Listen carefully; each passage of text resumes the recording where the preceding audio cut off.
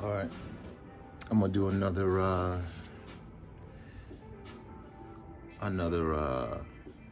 opening, tasting, whatever, quick review, because I hate when it takes 10 minutes to hear what somebody thinks about whiskey. You know, I'm relatively new, so my palate probably isn't as refined as most of y'all's, but I'm gonna try this Evan Williams single barrel 86 proof. Um, we'll give it a go. I've been kind of wondering what single barrels do, because you know, Blanton's is a single barrel thing. And then I was watching a video about Blanton's, and they were explaining how there are other companies that have done their version of a single barrel. So I found this Evan Williams. It was the last one on the shelf, which to me was a good sign. So only 30 bucks. I'll give it a go. See what it's about. I do like the dressing, the head dressing with the wax like Maker's Mark, but black and neat. Very cool. So obviously it's too early to really tell what it tastes like, but once we have it open for a couple of weeks, you get the true taste of it. But I'm just gonna do it how it is, you know. So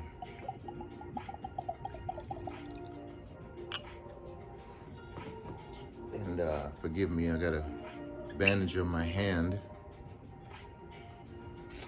I cut my hand messing around, working on some stuff, whatever. So instead of I don't know if anybody else does that, I just if it's like a big enough cut, I'll just tape it back together and then let it grow back together.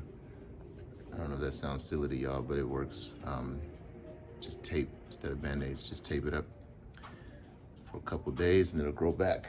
So that's how I do that. But this is a Evan Williams single barrel vintage. It smells like alcohol in that unattractive way, you know, where it's like, typically, like if you put Makers to your nose or something this or that, you know, you can get hints of whatever, but this one,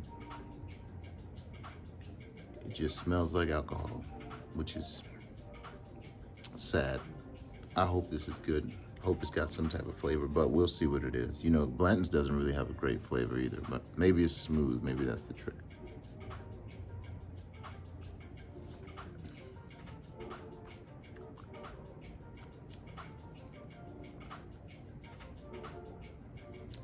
It tastes like it smells.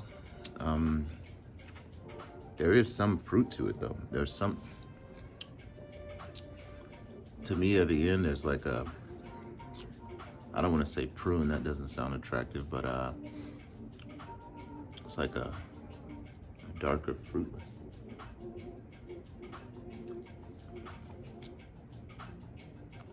And so when you first pull in to the tongue, it's sweet, but then there's a lot of like pepper to it after the sweetness goes away pretty quickly. And then you're just left with, it's not unpleasant, but it's definitely, to me, I don't know why, it's like a prune.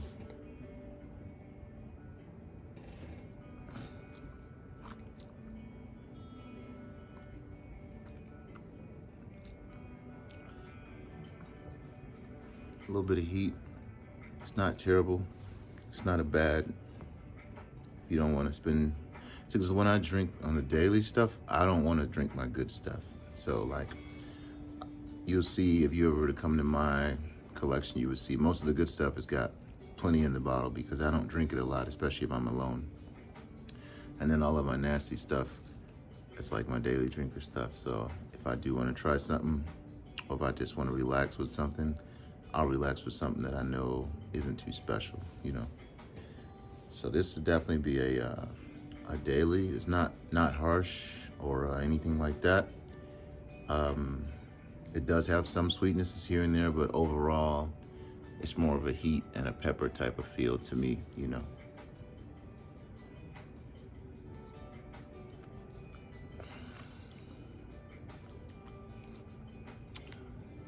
I wouldn't even say heat until you start to swallow it, but obviously by the third or fourth sip, a lot of the flavors start to settle and you can kind of focus on what you actually are tasting, which to me,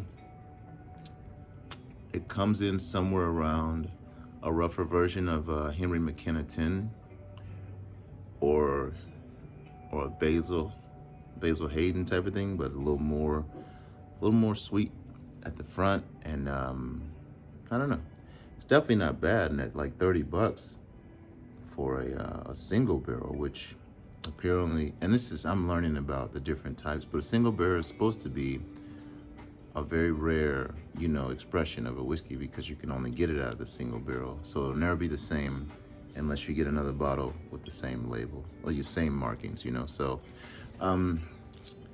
I would say it's a good whiskey, especially for $30. Absolutely. Could I compare it to Blanton's?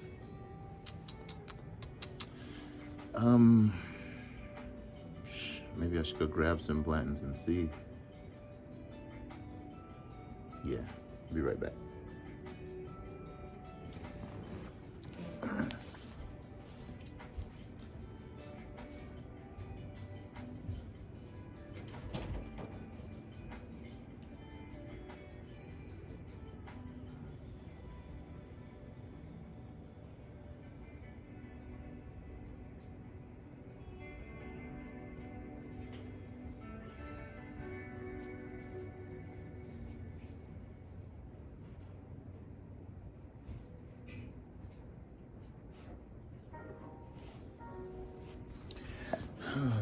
Now this bottle of Blanton's I just opened yesterday, so it has not been breathing very long, but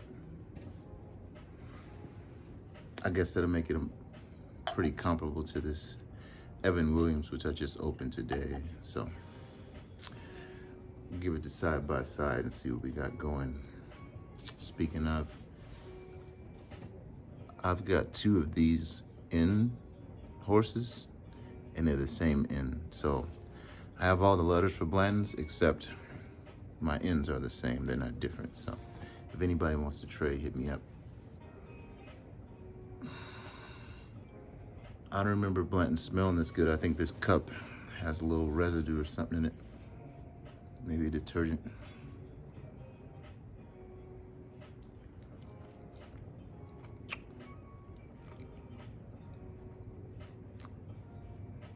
Yeah, Blanton's is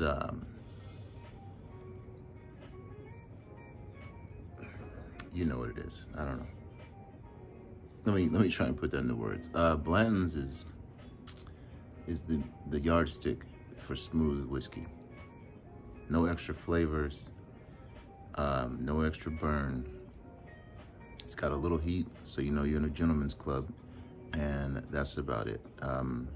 It's just perfect, I guess, you know.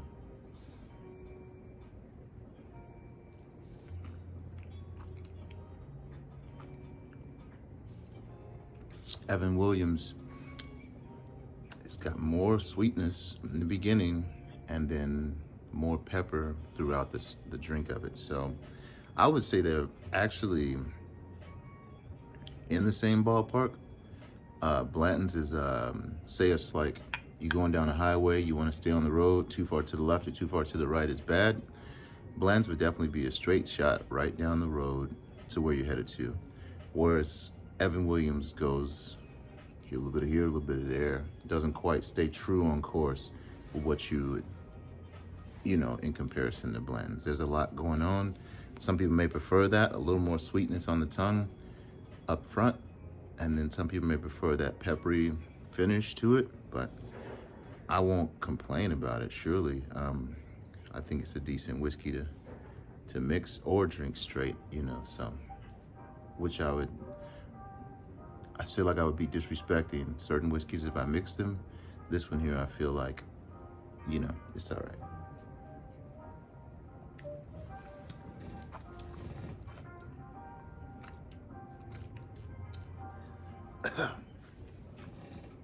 Evan Williams, single barrel vintage.